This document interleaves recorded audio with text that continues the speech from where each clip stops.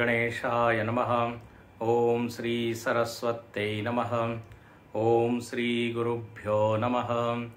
सदाशिवसमारम्भां शङ्कराचार्यमध्यमाम् अस्मदाचार्यपर्यन्तां वन्दे गुरुपरम्परां। श्रुतिस्मृतिपुराणानाम् आलयं करुणालयं नमामि भगवत्पादं शङ्करं लोकशङ्करं। शङ्करं शङ्कराचार्यं केशवं बादरायणं सूत्रभाष्यकृतौ वन्दे भगवन्तौ पुनः पुनः। समस्तजनकल्याणे निरतं करुणामयं नमामि चिन्मयं देवं सद्गुरुं ब्रह्मविद्वरम्। हरि ओम।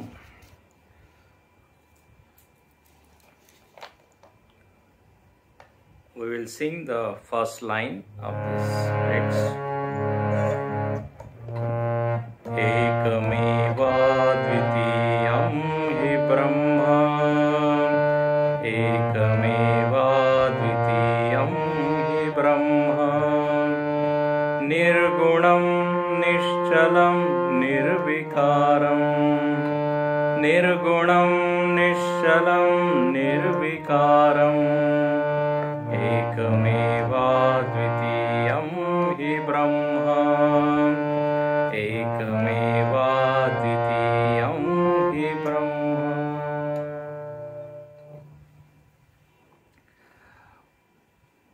Pujya Guruji has composed a very beautiful text, Bodh-sar, and yesterday we started this text. In the beginning, Pujya Guruji is talking about Brahman. In Upanishad, in Brihadaranyaka Upanishad, Yajnavalkya Rishi says to his wife that Atma Vare Drashtavyam. Atman should be seen. Seen means should be known, should be realized. What is Atman? I must understand it fully. Now the question is why? Other Upanishads also insist on this and they instruct. They say, Tamevaikam vijanita, anya vacho vimunchata. Give up all other things except Atman. Atman must be known. So much insistence is there on that. Because really, if we want to make our life fulfilled, contented, happy, then this is the only way.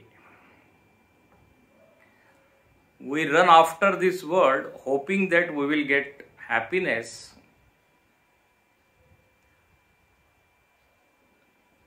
All of us have experienced that we don't get what we expect. What we thought of, what we expected. Somebody said that the state of man has reduced to dog. He has become like dog. Other person said, how? He says, this street dog runs after that car thinking that he will get it. Same way, people of this world, they run after this world hoping that they will get permanent happiness. So this is the fact of this world, fact of our life, and all Rishi Munis and great thinkers, they have contemplated upon it. And they concluded that if you want permanent happiness, you must strive to get that permanent object. Try to search what is permanent in this world. What is that which doesn't die, which doesn't perish? Then you will get everlasting happiness from that permanent object. Therefore, our Upanishad declares that there is one thing, actually it is not a thing, but now it is a limitation of our language. Don't imagine one object. He says, Brahman is the thing which is permanent. And when I say permanent, means it doesn't have any limit, limitless it is. Brahman means infinite, limitless, free from all conditioning. And this Brahman is Ekameva Dvitiyam. If you realize this Brahman, which is none, means which is one without a second, Advitiyam, then you will be happy forever. So the Lakshanam of Brahman has been given. Yesterday I told you Lakshanam means definition. Definition is that which indicate a thing correctly. And the moment I listen to the definition, other things, other objects, they go away from my mind. So Brahman is there, its definition is, it is Ekameva Dvitiyam. That which is one alone without a second. Yesterday we have discussed that this Ekameva Dvitiyam has got a deeper, meaning. Here Pujya Guruji wants to say that Brahman is free from all differences. For example, an ocean is there. And in that ocean, so many waves we see. One wave is different from other wave. That is called Sajatiya Bhed. Differences in one group, one species. So one is bigger wave, other is small wave. One wave is moving very slow, other wave is moving very fast. So differences are there in waves. Then one word we use, that ocean has got many waves, like that we say. So I have used two words. One is ocean and other is wave. Now someone may think that ocean is a separate thing and wave is a different thing. There is a bhed. There is a difference in wave and ocean. But you observe that ocean or wave, you will find only one thing. There is no difference. Ocean is Ekameva Dvitiyam. Ocean can say Ekameva Dvitiyam Jalam. I am only water, that's all. There are no differences in me. You may see there is a foam is there, the bubbles are there, waves are there. But from standpoint of water, it is one alone without a second. Once a fish, it said to other fish that I want to swim in water. So other fish said, you are already in the water. You don't have to go anywhere. You are in the water. No, but the first fish said, no, it is ocean. It is not water. It is the ocean. Other fish said, it is your notion. Wrong notion. Ocean is only a concept. Actually, it is water only. One name has been given to water, and that is ocean. So similarly, Brahman is a thing where entire world we are seeing.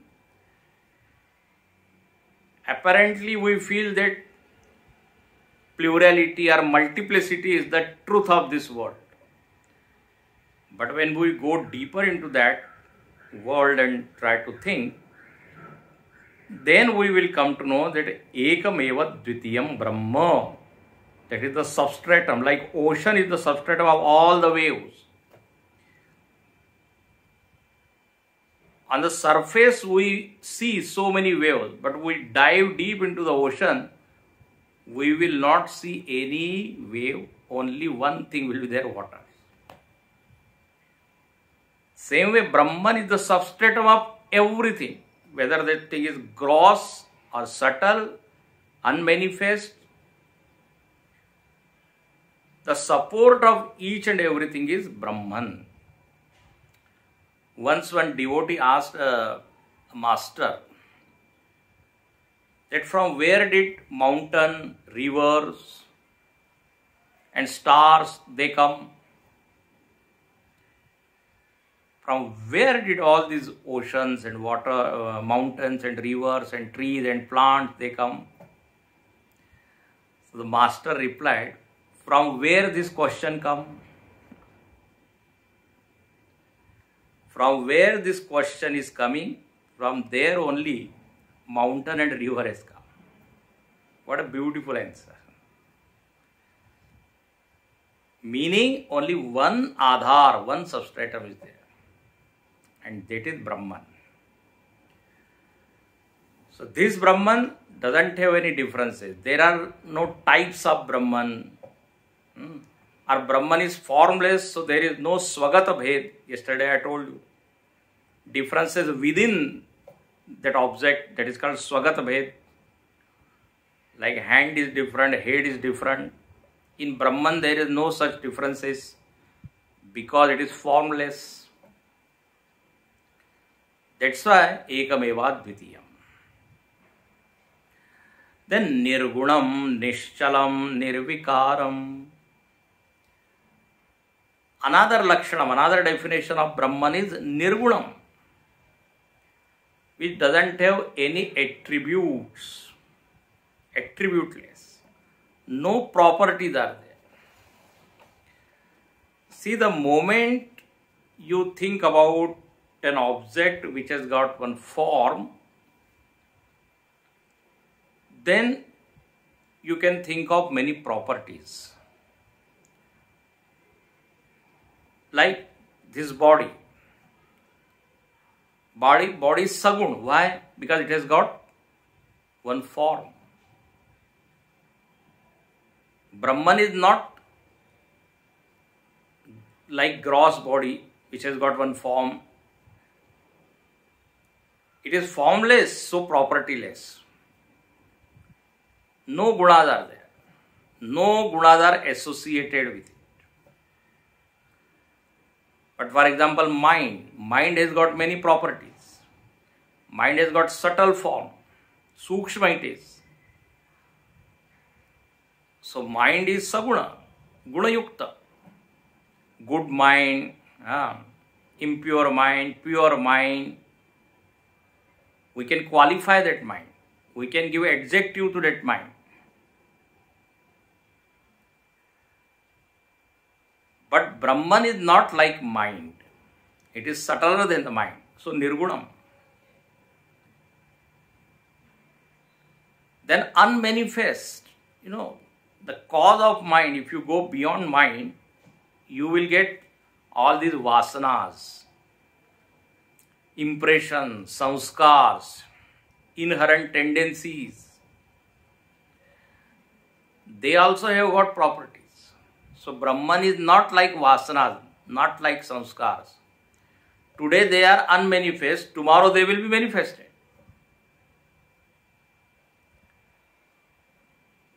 So gross, subtle or unmanifest, all these things are there in this world, and all of them they fall into category of saguna. But Brahman is nirguna. You cannot say that Brahman is big or small or rectangular in the shape or red in color. No property. The moment you think of Brahman as an object, that Brahmatvam is lost.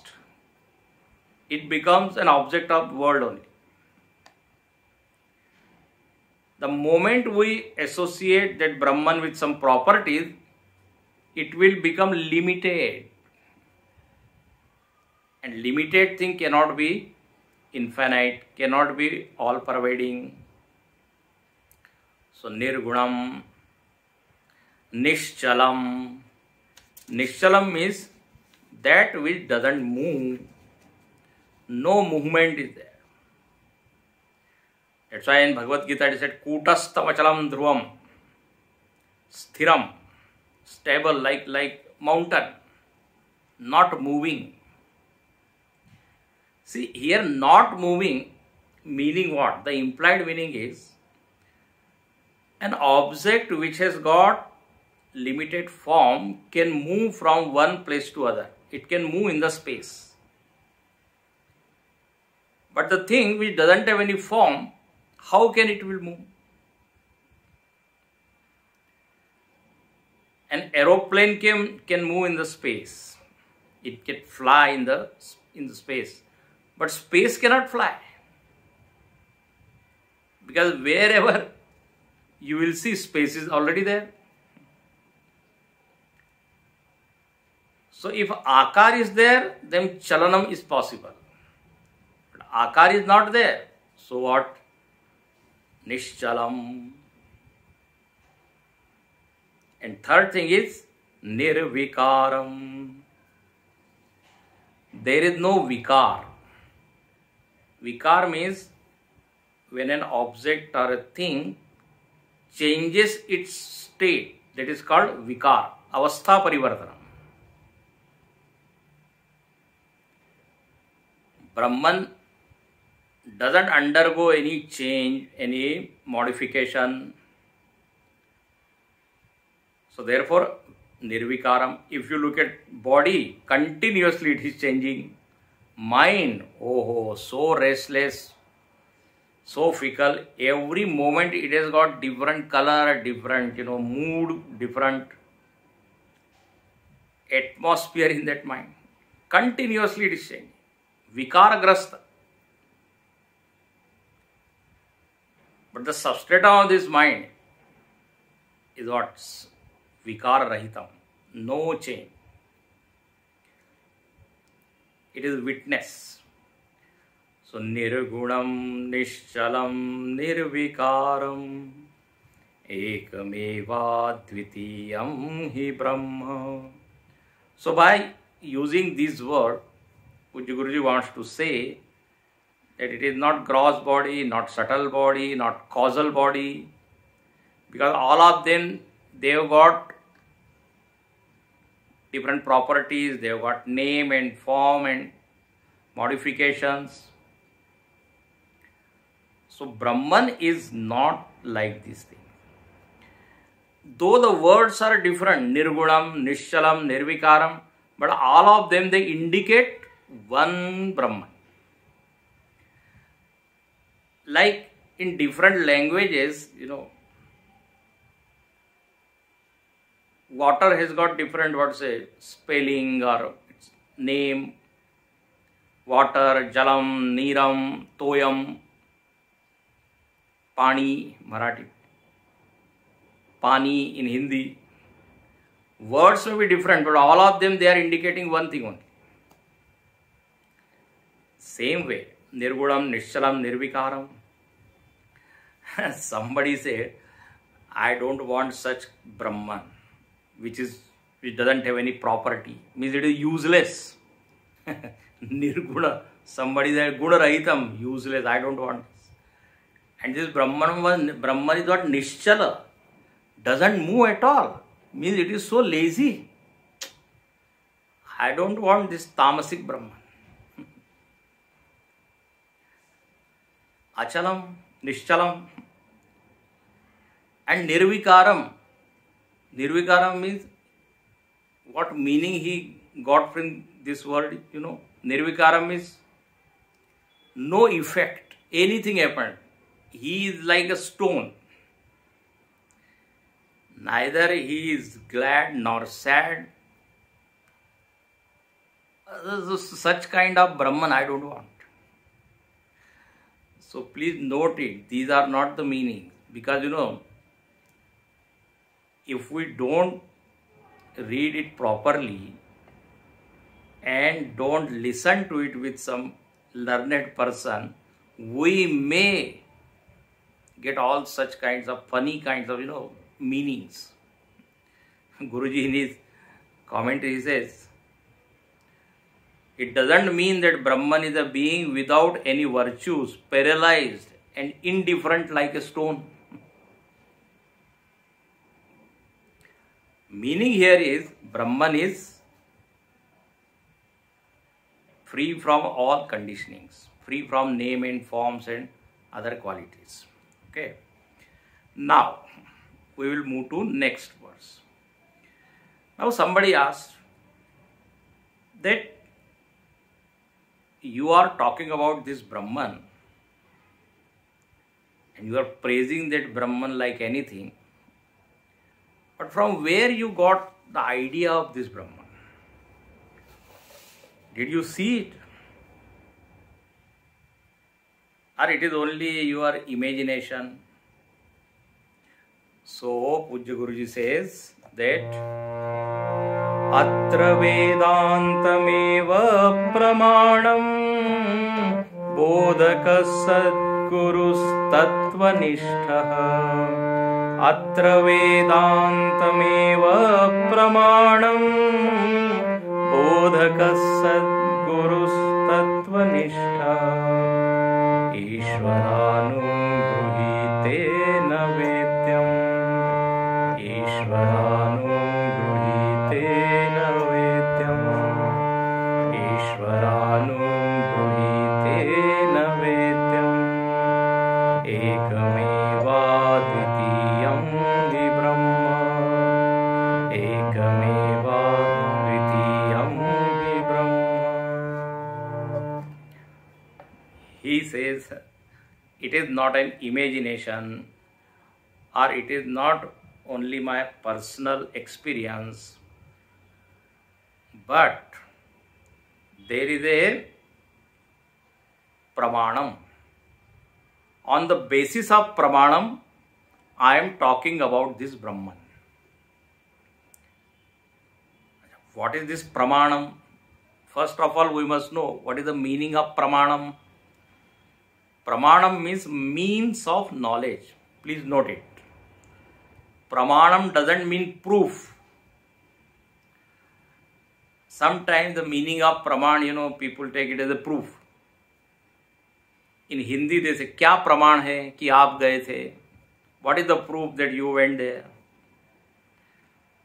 That meaning is not applied here. Praman means verbal testimony or means of knowledge. Shabda Praman means verbal testimony. Praman means means of knowledge. Pramanam. Prama Karanam iti Pramanam. This is also definition. Karanam means actually means or instrument, and Prama means knowledge, correct understanding, without any ambiguity, without any doubt, without any question. When I clearly understand something, then that is called Prama. Prama is generated when I use pramana. For example, these eyes are pramana, means of knowing worldly object, their color, shape, size. If I want to know all these things, I will use eyes. So they will be called as pramanam, means of knowledge. When I open my eyes, then I will see, oh, this is a red color, blue color. So this understanding is called prama. This is rose flower, this is lotus, this is mango tree. So this thought, without any doubt, when this thought is rising, then this thought is called as prama. When I listen to something, and again, some knowledge is happening within. So this knowledge is called as prama. So pramayaha karanam, by which knowledge takes place, that means is called pramana. Now pramanas are many.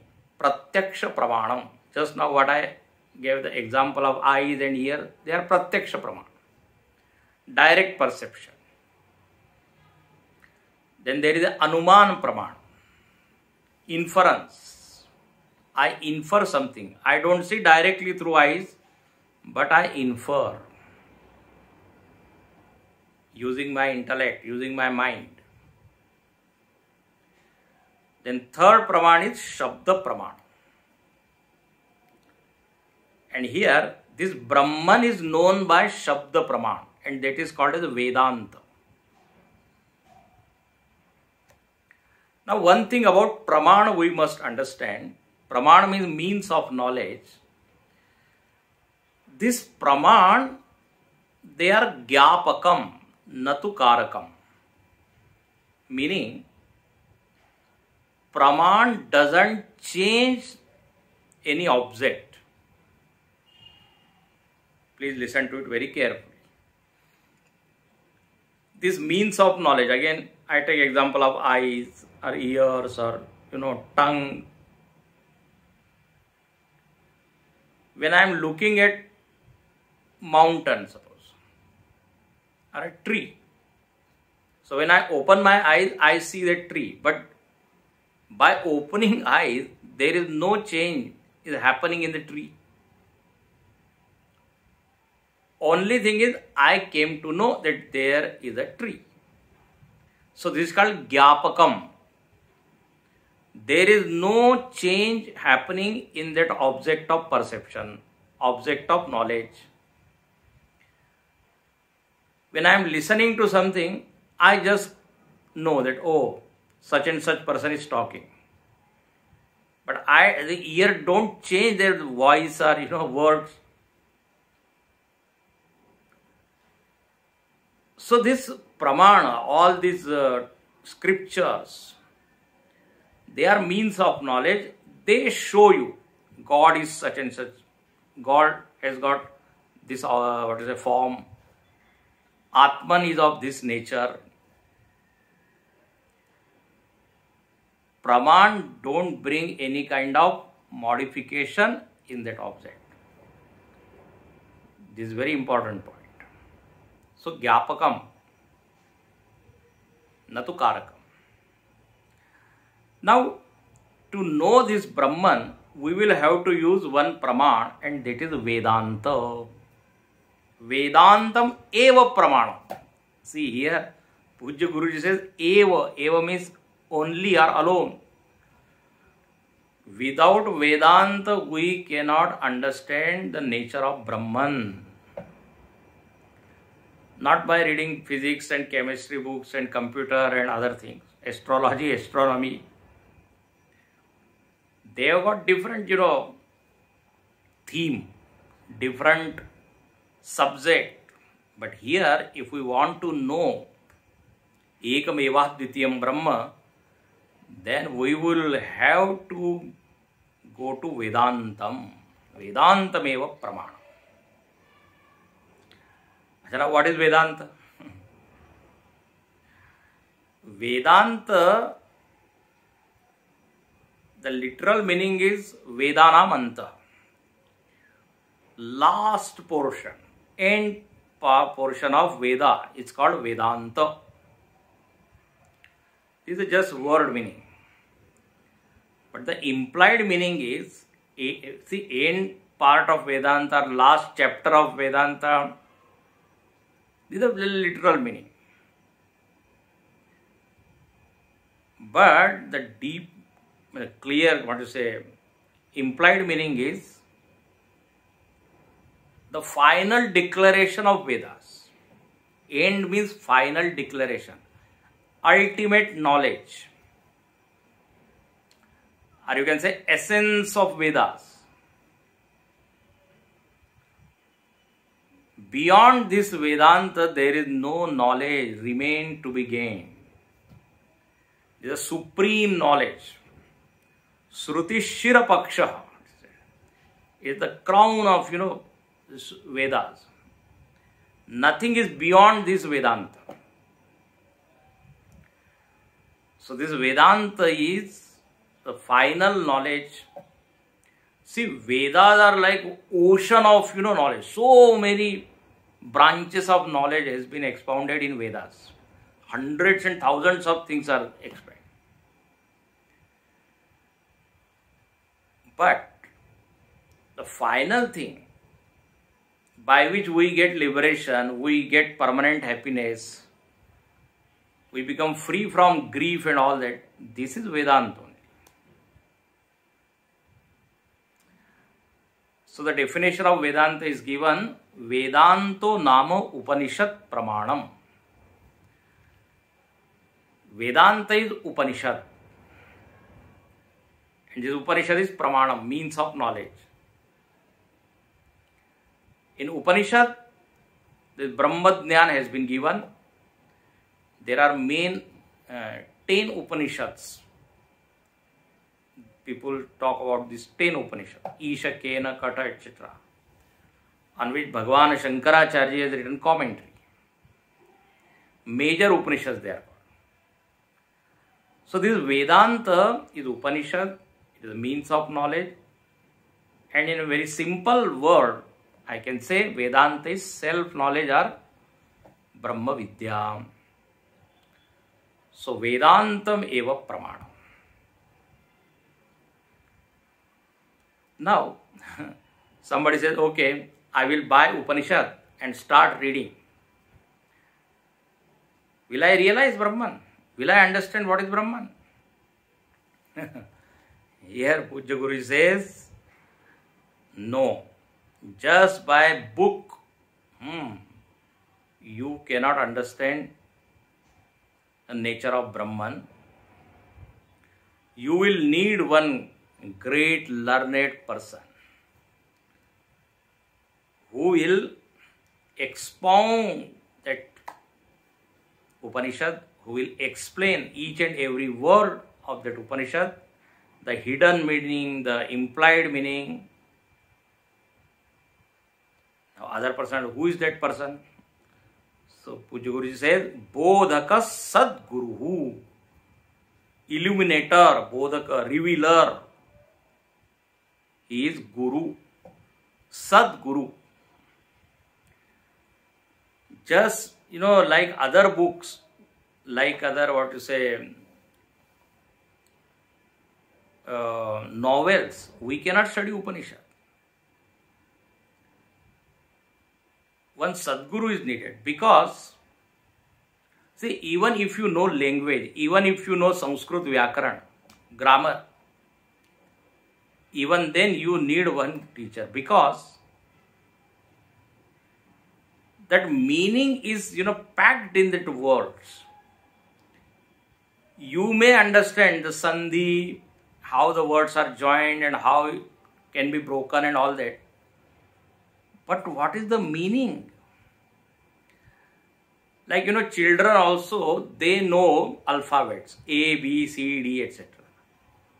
So when they see the signboards, on the shops and all that, so they can read. But it doesn't make any sense to them. What is that? B, A.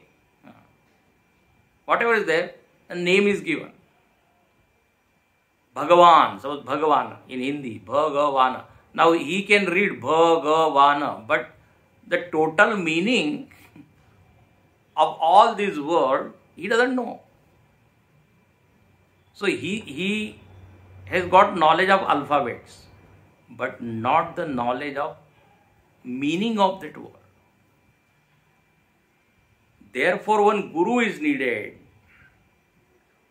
We may be knowing Sanskrit language, but what is the meaning of Sukshma Sharira? Now, word meaning will be subtle body.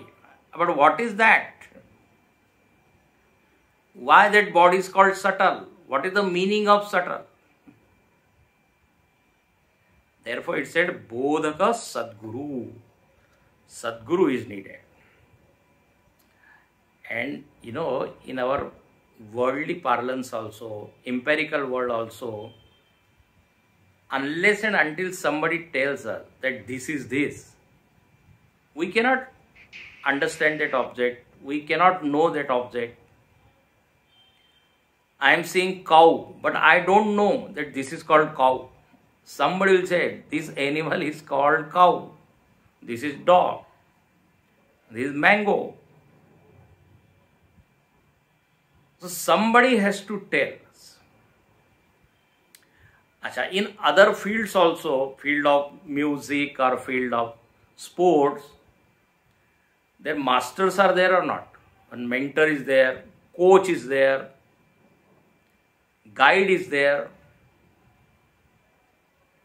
So for worldly knowledge, if we need somebody to help us, now here the thing is that object is so subtle, it cannot be directly perceived.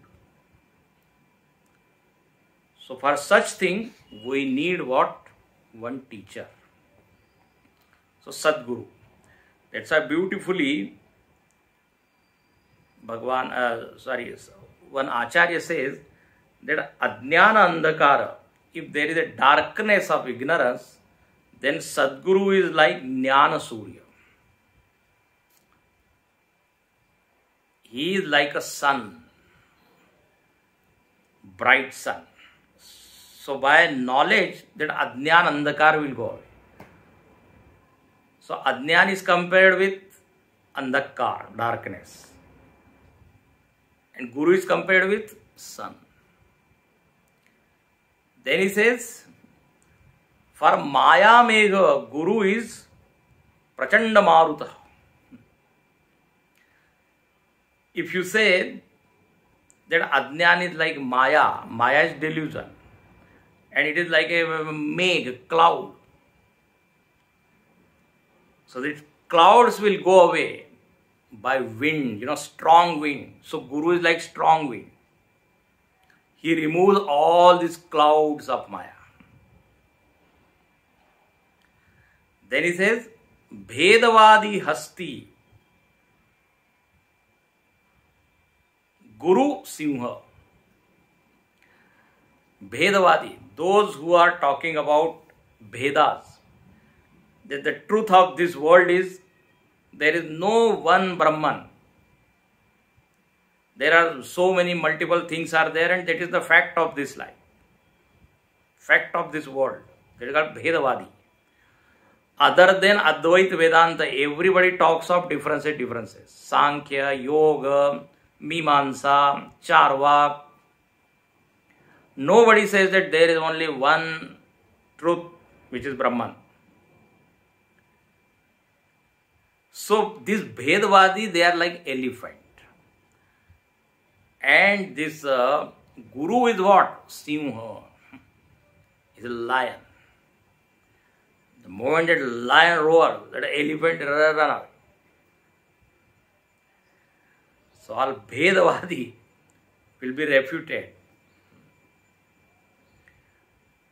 So point here is, this is the role of this Sadguru. He imparts that knowledge. In Bhajagovindam, Bhagavan Shankaracharya ji, in the last verse he says, Guru Charanambuja Nirbhara Bhakta संसाराद Chirand भवमुक्त सेन्द्रिय मानस नियमादेवं द्रक्षसि निज हृदयस्थं देवं. He says, Guru Charanambuj Nirbhar Bhakta, one who is devotee of Guru Charana, one who is dedicated, devoted his life at the lotus feet of Gurudev, Guru, he only sees that Brahman in his heart. Drakshasi Nija Hridayastham Deva. Means Shankaracharya ji also says that without Guru, you cannot cross over this ocean of samsara. He had one Guru, Govinda Padacharya ji, then his Guru. There is a Guru Parampara. Iti Shushruma Dhiranam Yonastad Yenastad Vijatakshire. In Kenopriya it is said, when the disciple asks, from where you got this knowledge? So he says, my teacher taught me. Then who taught the teacher? He said, my teacher. Then who was his teacher? Another person. So like that, there is a lineage. There is a tradition of, Guru Parampara. So Guru is needed. Without that, we cannot understand this most subtle, thing which is Brahman. So Bodhaka Sadgurus Tattvanishta. In Guru Gita, the qualities of Guru has been given. And there he says, Chaturyavan Vivekicha Adhyatma Jnanavan Shuchi. Guru is that who has got knowledge, who is very sharp, very clever, very intelligent. Chaturyavan means how to teach. He knows the art of teaching, art of imparting that knowledge. And Manasam Nirmalam Yasya, whose mind is pure. No impurity is there, no selfishness is there. Such person is called as Guru. Even Bhagavan Ram, he also went to Gurukul. Even God also, when he incarnates as a human being, he also make one person as teacher. Guru Graha Padana Gai Raburai Alpakala Vidya Sababai. So therefore, one Sadguru is there. Now, somebody says, if I read book, then why this Guru is needed? So in Ramayana, very beautifully, the explanation has been given.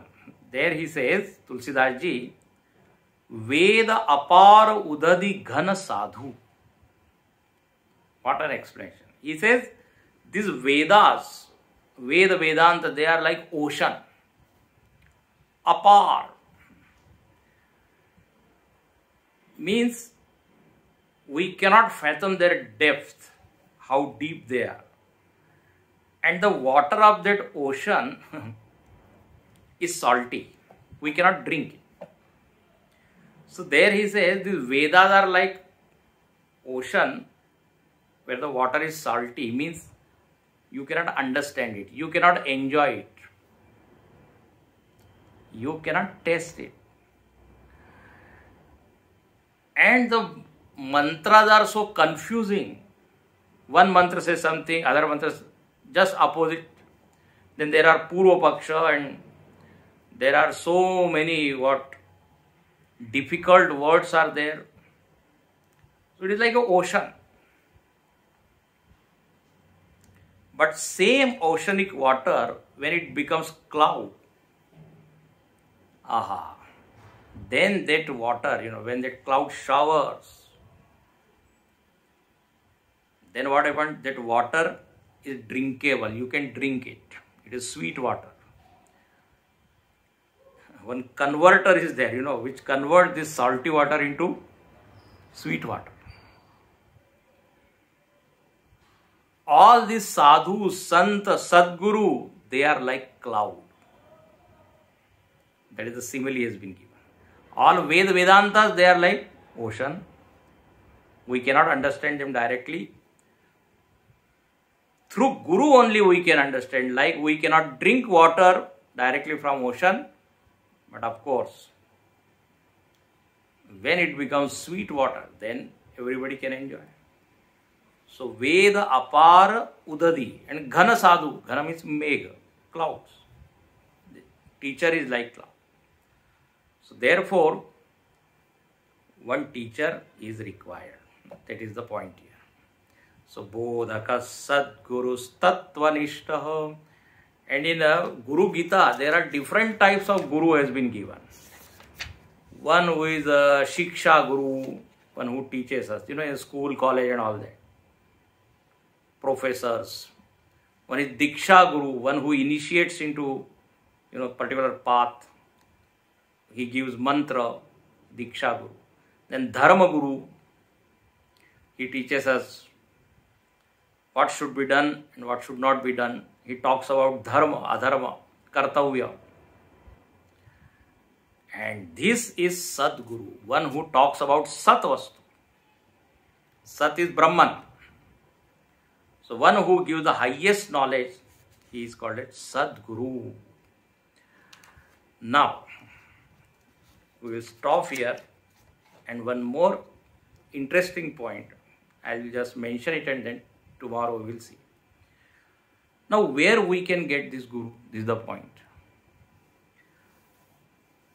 See, to know Brahman, we must have Vedanta.